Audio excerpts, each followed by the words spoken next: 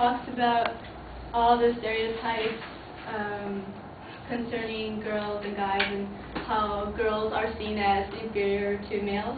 But what if we look at the positive side? What if we look at the side that women would feel better about themselves and would be more open to doing whatever they truly want to do?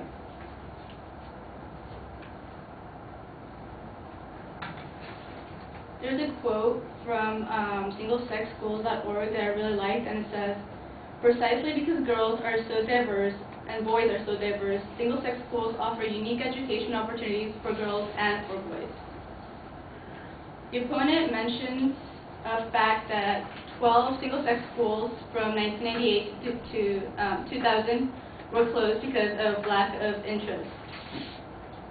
But study shows that girls who attend single-sex schools are more likely to participate in competitive sports than girls at co-ed schools.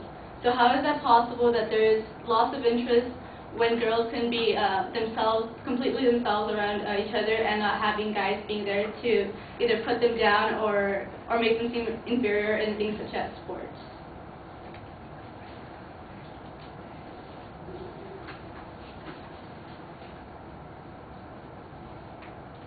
The opponent also brings up a comment about how single-sex schools isn't really rational, and in the future that men and women are supposed to somehow work together, and they're always going to be meeting, they always have to work with each other. And he says, why not go to a school where you have all boys and all girls? There will always be boys interested in music and art, and there will always be girls who would love to explore the physics of life and the chemistry of artifacts. But it's not what you like to do, it's how you like to learn it, and in what circumstances. So saying that, I'm talking about, yeah, a girl can like physics, she can like any boy subject. It doesn't matter if you like it or not, it doesn't matter what you like, it doesn't matter what you're interested in, it just matters in how you study it and how you learn it and in what environment. We have spent several generations advancing the equalities of the sexes, beginning with the voting rights of women and continuing throughout the present day. Many legal and social barriers to women equality with men have been removed. Some children do extremely well in a single-sex school, and many of you might be asking why. Well, it's because of the social pressure. The social pressure can be easier on them. This is often a good thing for boys as they mature later than girls. The faculty at single-sex schools understand how their students learn. They adapt their teaching styles to those specific needs, but there's more to that. For example, since a single-sex school is basically homogeneous, it simplifies planning events and activities as you only have to consider boys or girls as the case may be.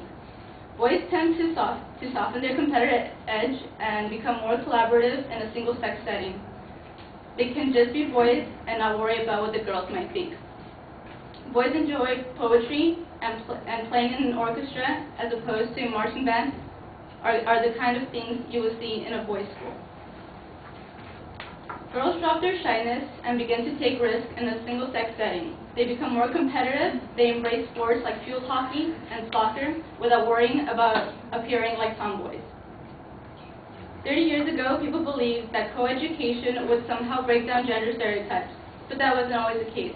The proponents of single-sex education argue that boys in coeducational settings are less likely to take courses in the arts or tackle advanced academic subjects simply to avoid being typecast as a nerd.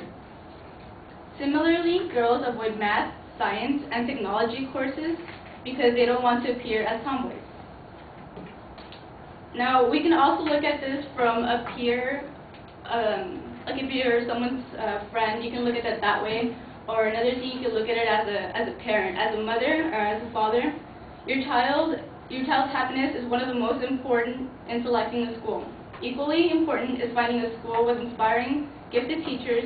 Parents need to let their children be themselves and try to understand the socializing of our children.